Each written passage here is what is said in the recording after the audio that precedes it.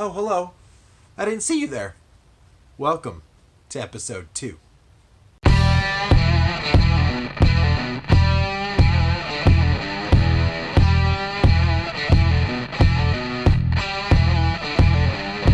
But today's episode is going to be about Sega Genesis memories, or gaming memories, or gameries. We'll see if it works. Maybe you don't care about it. Sega Genesis. Sega Genesis was my first personal console. So we had the NES at home, and that was Dad's. Granted, he let me play it, which was awesome.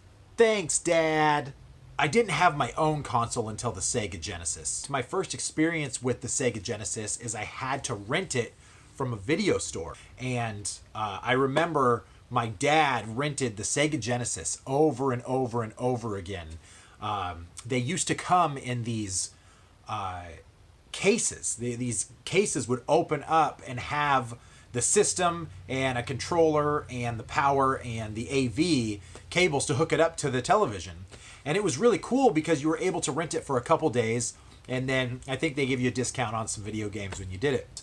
When we did that, we kept renting the same game over and over again, and it's nothing special, but for some reason my pop really loved this game, and it's why I have it in my collection to this day, and that is Caesar's Palace. To be fair, I'm still a little addicted to roulette, probably because of this game. Caesar's Palace, if you're not familiar, is a hotel on the Las Vegas Strip, and it is all about that Vegas lifestyle. So it allowed you to play poker, blackjack, slot machines, roulette, craps, keno, horse racing, and scratchers. You're basically a hand, and the hand will move around and select your cards or pull your slot machine bar down or make your bets on roulette. So this game, even though it's not a great game, I have a lot of memories from this on the Sega Genesis. So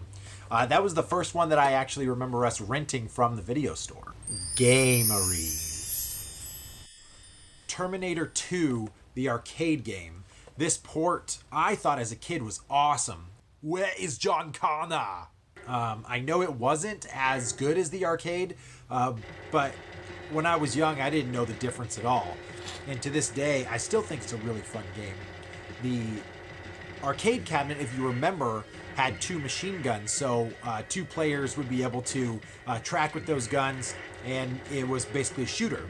And I remember that we would stay up all night and play this game, probably till 2 or 3 o'clock in the morning. Just a bunch of kids hanging out in a room playing Terminator 2. So it's a memory that I won't forget. Captain America and the Avengers. Captain America! It was a 2-player beat 'em up. You were able to choose between 4 characters. You could be Vision, Iron Man, Captain America, and Hawkeye, which almost everybody knows from the movies now. But back then, Hawkeye and Vision were pretty unknown characters at the time. So each character has kind of their own abilities. So Vision and Iron Man fly, while Captain America and Hawkeye have to ride on their own kind of hovercrafts or small submarine. Really, really cool game, and I encourage you to look this up because there is a Super Nintendo version and a Sega version, and arguably the Sega version is better for a lot of different reasons. So if you get a chance, please check this game out. It is going to be one that you should own for the collection. So Captain America and the Avengers. Well, there it is. That is my fondest memories of the Sega Genesis. And I really appreciate everybody that's watching. Thank you so much for those that have subscribed. It means a lot to me. I love doing these videos, and I hope to continue to make more. So until next time, sayonara.